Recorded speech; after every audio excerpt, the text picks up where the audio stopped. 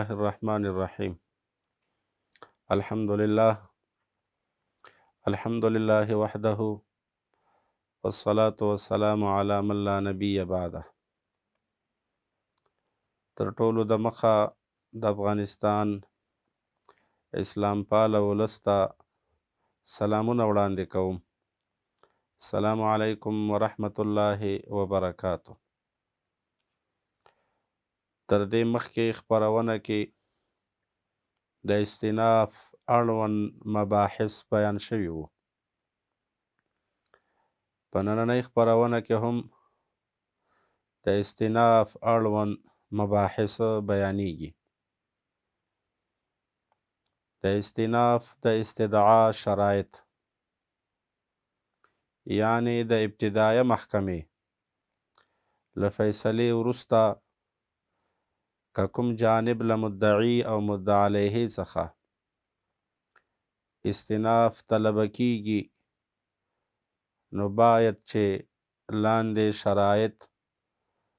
په خپله استدعا او عریضه کې مد نظر ونیسي. لومړی شرط د استیناف طلبۍ په عریضه کې دا دی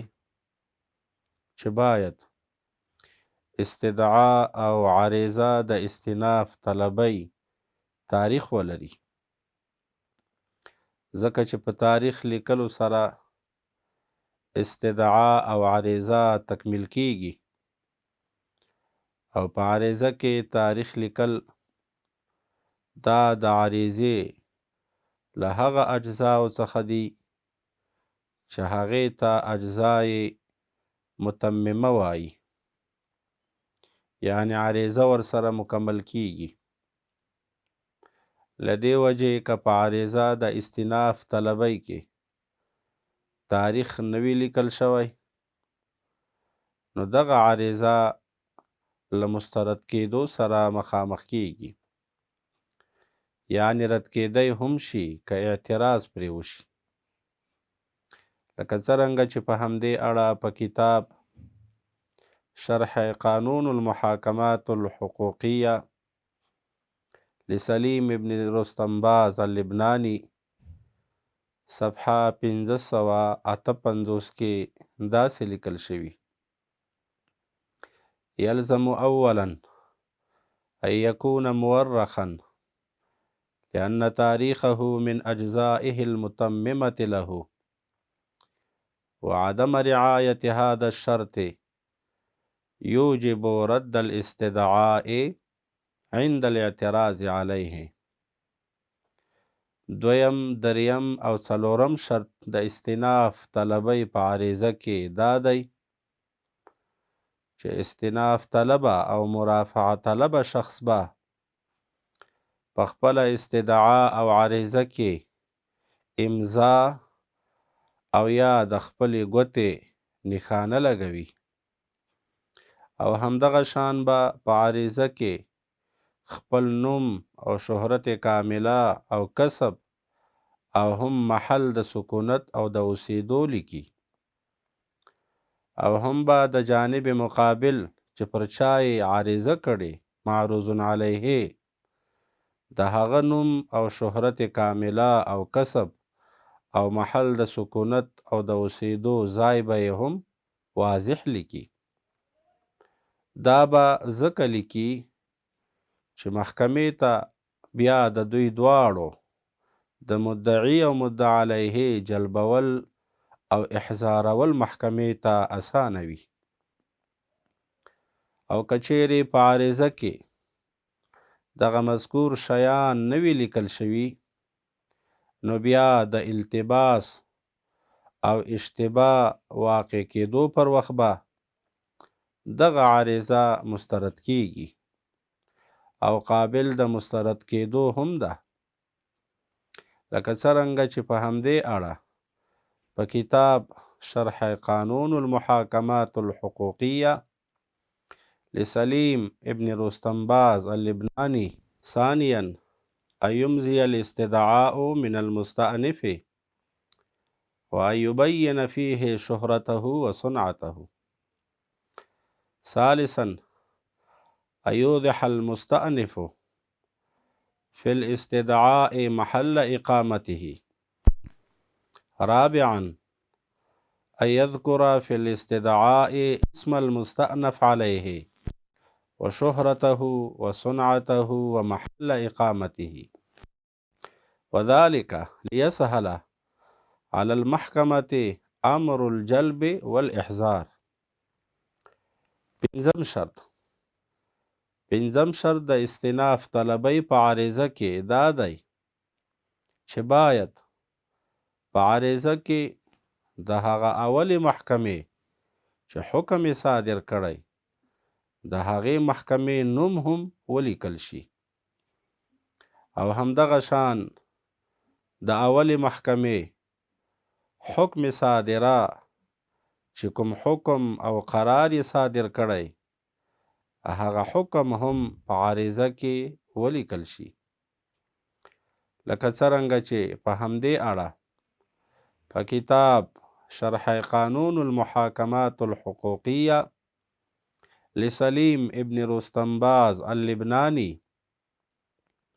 صفحه 1560 کې داسې لیکل شوي: خامسا يلزم أن يوضح في الاستدعاء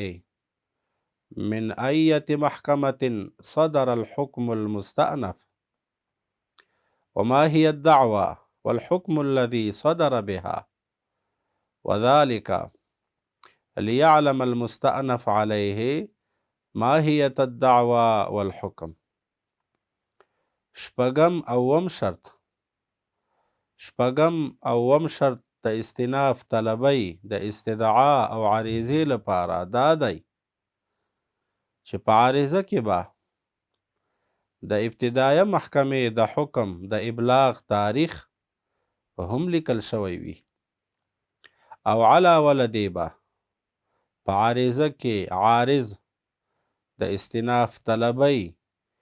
علل او اسباب او وجوهات هم لیکي، ځکه چې که په عریضه کې عارض وجوهات او علتونه او سبب د استئناف طلبۍ ونه لیکي نو استئناف طلبي یې نه قبلیږي، لکه څرنګه چې په همدې اړه په کتاب شرح قانون المحاکمات الحقوقیه لسلیم ابن رستنباز اللبنانی صفحه 1561 کې داسې لیکل شوي: سادسا يجب أن يذكر في الاستدعاء بأي تاريخ تبلغ الإعلام للمستأنف، وذلك ليعلم المستأنف عليه أن الاستئناف تقدم في المدة القانونية أم لا، وهذا الأمر يهمه. سابعا يلزم أن يبين في الاستدعاء أيضا أسباب الاستئناف، أي أوجه الشكوى والتظلم من الحكم المستأنف، لأن القانون لم يفتح باب الاستئناف لترى الدعوى تكرارا بدون داع مقبول. د استئناف طلبۍ لپاره یو شرط دا هم دی چې عارض به په خپله عریضه د استئناف طلبۍ کې له مرافعه محکمې څخه د مستأنف علیه او یا د هغه د وکیل د راجلب کولو غوښتنه هم کړې وي، خو په قانوني معینه موده کې، لکه څرنګه چې په همدې اړه په کتاب شرح قانون المحاکمات الحقوقیه لسلیم ابن رستنباز اللبنانی صفحه 1562 کې داسې لیکل شوي: تاسعا أن يذكر في آخر الأمر أنه يطلب جلب المستأنف عليه إلى المحكمة الاستئنافية بالذات أو بواسطة وكيل في المدة المعينة قانونا، او همدغه شان د اسلامي امارت د عدلي محکمو په په اداري اصولنامه 214 ماده کې هم همدغه شان لیکل شوي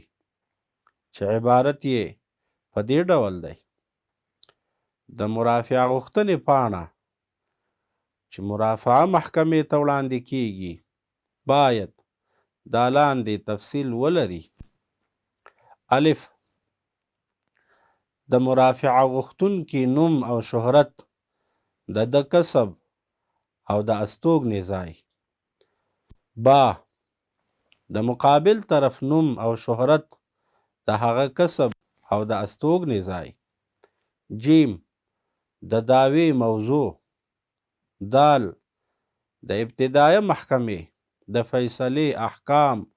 او د هغې قرار د محکمې په نامه. ها: د ابتدایه محکمې د حکم د صدور نیټه. واو: مرافعه غوښتونکی شخص ته د حکم د ابلاغ نیټه. زا: د مرافعه غوښتنې علل او اسباب. ح: د مقابل جانب یا د هغه د وکیل احضار غوښتنه په قانوني ټاکلي میعاد کې. یادونه: د مستأنف او استئناف طلبه شخص لپاره دا لازمه او ضروري ده چې د خپل استدعا او عریضې سره سره تمام خپل اوراق او هم د ابتدایه محکمې د فیصلې ټولې ورقې سره یو ځای کړي او خپله ټوله دوسیه تکمیل کړي. دا د دې لپاره چې بیا مرافعه محکمې ته په لیږلو کې اساني وي. لکه څرنګه چې په همدې اړه په کتاب شرح قانون المحاکمات الحقوقیه لسلیم ابن رستنباز اللبناني صفحه 1509 کې داسې لیکل شوي: يجب على المستأنف أن يربط باستدعاء الاستئناف الإعلام الابتدائي المستأنف. او دا هم د یادونې وړ ده چې مستأنف او استئناف طلبه شخص به خپل اعتراض ورقه او خپل اعتراضیه د ابتدایه محکمې په فیصلې باندې په 10 ورځو کې دننه مرافعې او استئناف محکمې ته وړاندې کړي. لکه څرنګه چې په همدې اړه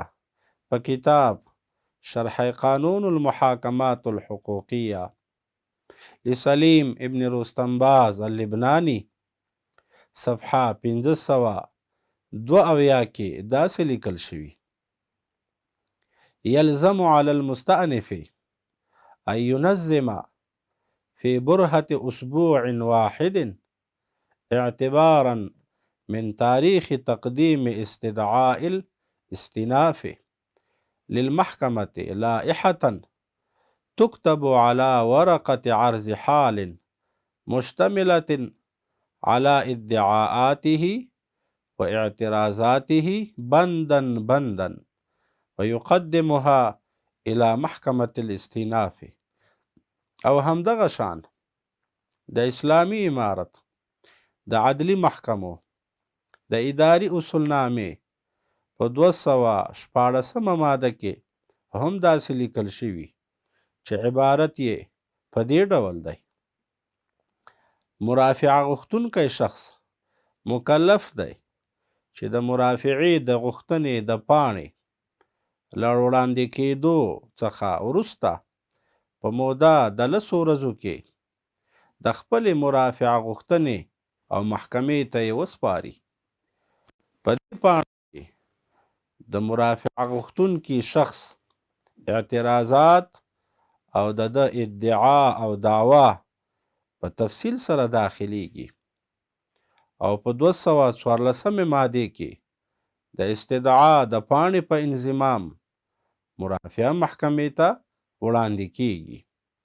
په دې پاڼه کې په خپله مرافعه طلب شخص تقاضا او غوښتنه کوي چې وروسته د محکمې له تصدیق نه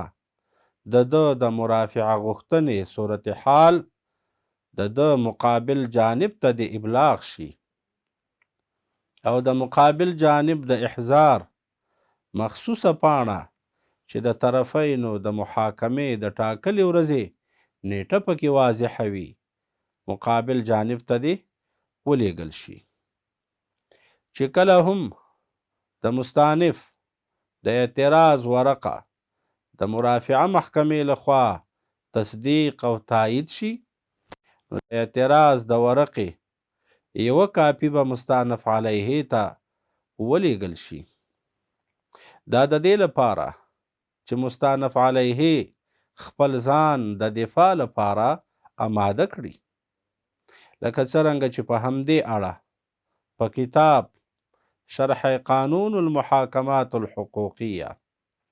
صفحه 1572 کې داسې لیکل شوي: لما كانت بغية القانون السرعة في فصل المنازعات أراد أن يوقف المستأنف عليه قبل جلبه إلى المحكمة على جميع الدلائل التي يستند إليها خصمه ليمعن النظر فيها ويتهيأ للدفاع. او همدغه شان د عدلي محکمو د اداري اصولنامې په 214 ماده کې هم داسې لیکل شوي چې عبارت یې په دې ډول دی: مرافعه غوښتونکی شخص مکلف دی چې د مرافعې د غوښتنې د پاڼې له وړاندې کېدو څخه وروسته په موده د 10 ورځو کې د خپلې مرافعه غوښتنې د صورت دعوا د پاڼې پر مخ ولیکي او محکمې ته یې وسپاري. په دې پاڼه کې د مرافعه غوښتونکي شخص اعتراضات او د ادعا او دعوا په تفصیل سره داخلیږي او په 214 مادې کې د استدعا د پاڼې په انضمام مرافعې محکمې ته وړاندې کیږي. په دې پاڼه کې په خپله مرافعه طلب شخص تقاضا او غوښتنه کوي چې وروسته د محکمې له تصدیق نه د مرافعه غوښتنې صورت د مقابل جانب ته د ابلاغ شي او د مقابل جانب د احضار مخصوصه پاڼه چې د طرفینو د محاکمې د ټاکلې ورځې نیټه پکې واضحه وي مقابل جانب ته دې ولیږل شي. د یادونې وړ ده چې کله هم مستانف او استیناف طلبه شخص د استیناف طلبۍ په قانوني وخت کې چې 2 میاشتې دي بغیر له کوم عذر څخه استیناف طلبي ونه کړي او د استیناف طلبۍ وخت ترنه تیر شي نو مرافعه محکمه به د مستانف د استیناف طلبۍ دعوا ساقطه وبلي او قرار به پرې صادر کړي، لکه څرنګه چې په همدې اړه په کتاب شرح قانون المحاکمات الحقوقیه لسلیم ابن رستنباز اللبناني صفحه 1573 کې داسې لیکل شوي: كما أن القانون ضرب أجلا معلوما لإقامة دعوى الاستئناف لئلا يبقى الحكم قابلا للاعتراض، فكذلك رأى أيضا أن يعين أجلا محدودا لأجل ملاحقتها أمام المحكمة لئلا تبقي فيها زمانا طويلا فيتضرر المستأنف عليه بتأخير حقه. وآخر دعوانا أن الحمد لله رب العالمين.